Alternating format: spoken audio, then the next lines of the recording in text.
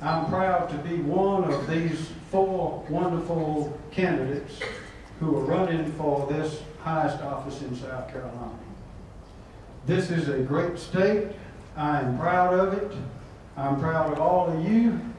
You will never hear me, nor have you ever heard me apologize for South Carolina. It's not in me.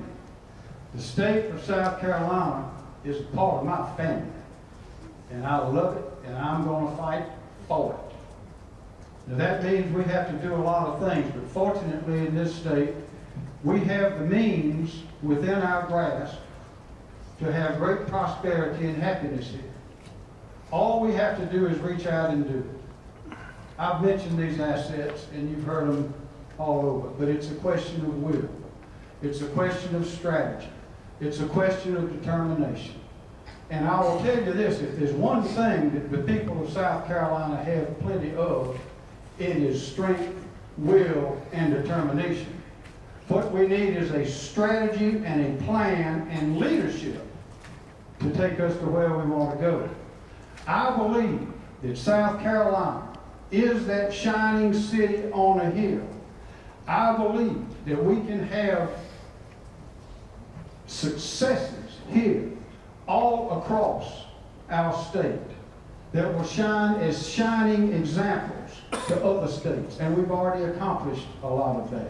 And I'm going to tell you, I'm going to do my part as Ronald Reagan's first United States attorney in the country, and proudly as your Attorney General elected, the only office I've ever been elected to. As your Attorney General from 8 years, I'm going to do my part. I was Carolina born, Carolina bred, and when I die, I'm going to be Carolina dead. But in the meantime, I'm going to do something for the great state of South Carolina, and I need your help. Thank you.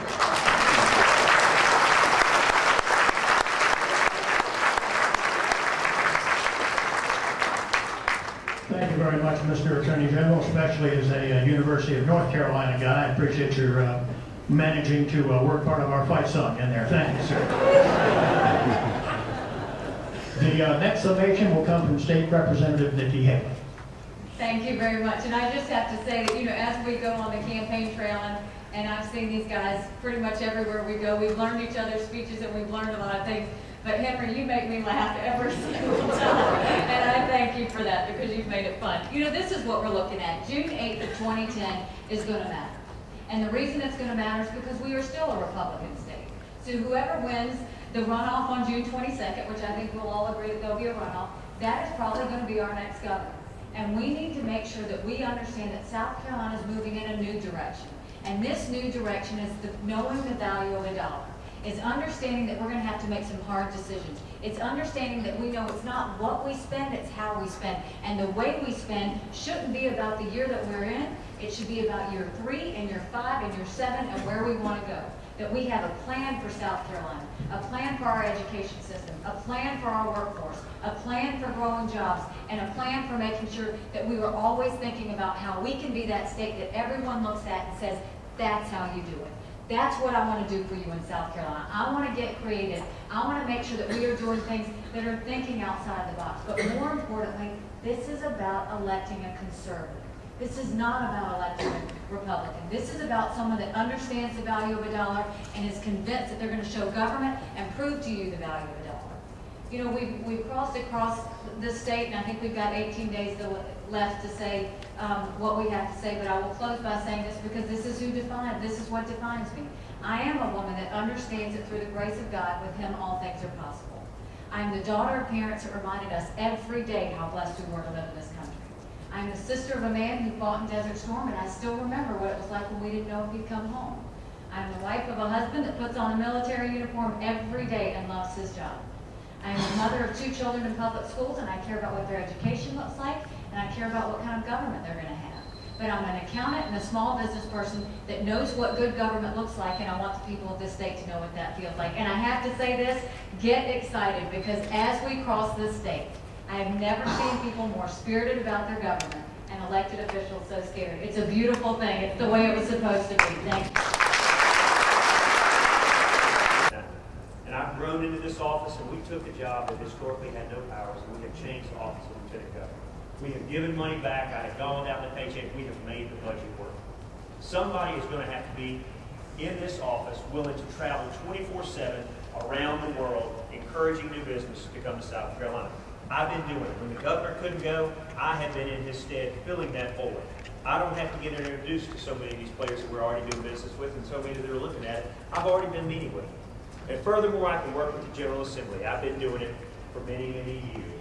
I went in as a young man. I'm starting to age like you soon. But I can tell you, I will fight the battle.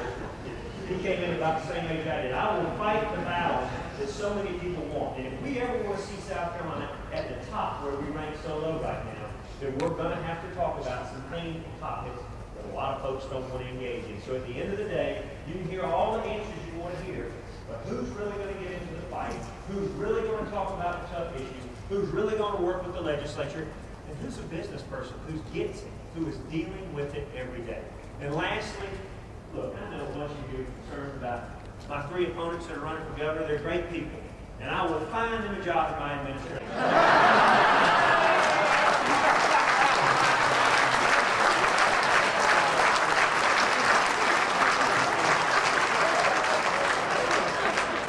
And our final summation is in Congressman Gresham.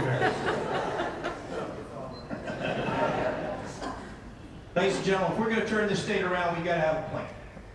And I've got a plan. It's called Putting South Carolina Back to Work. An 8-step, common sense, business principle plan of what we're going to do. It has comprehensive tax reform, a system that is fair and flat. It concentrates on infrastructure, our roads, our bridges, our port system, where we're going to put them, how we're going to pay for them, and how effective they're going to be. It talks about education. No child leaving the 3rd grade that's not at or above 3rd grade reading level. Making sure those dollars make it into the classroom where we've got discipline. And making sure we've got school choice so men and women can decide for themselves where they want to send their child. It also has restructuring. It restructures the Department of Commerce, making sure that the governor has an effective tool so he can roll up his sleeves and be all about bringing jobs and economic growth to South Carolina. It also talks about restructuring the cabinet of government, making sure that if you give him the responsibility, you give him the authority too. That one doesn't work either. More than two. It also talks about energy. South Carolina can be and should be the nation's leader when it comes to energy independence. 4 billion cubic feet off the coast of South Carolina. We can tap into that in South Carolina, and a $25 billion investment in nuclear. Real jobs and real growth and real economic opportunity. Ladies and gentlemen, the most important thing in my life is sitting right there. That's my daughter. And I want to give my daughter and my 2 sons the same opportunity that I have. Not in Charlotte, not in Atlanta, not in Mobile, but in Greenville, in Charleston, in Westminster, where the next job is literally across the street, not across the nation, and where small business and entrepreneurs are the heart and the soul of this economy, not government. I had an old politician tell me one time, never forget to do this. I have been blessed to be your congressman for the last 7 years. I would be honored to be your governor, and tonight I ask for you. Thank you.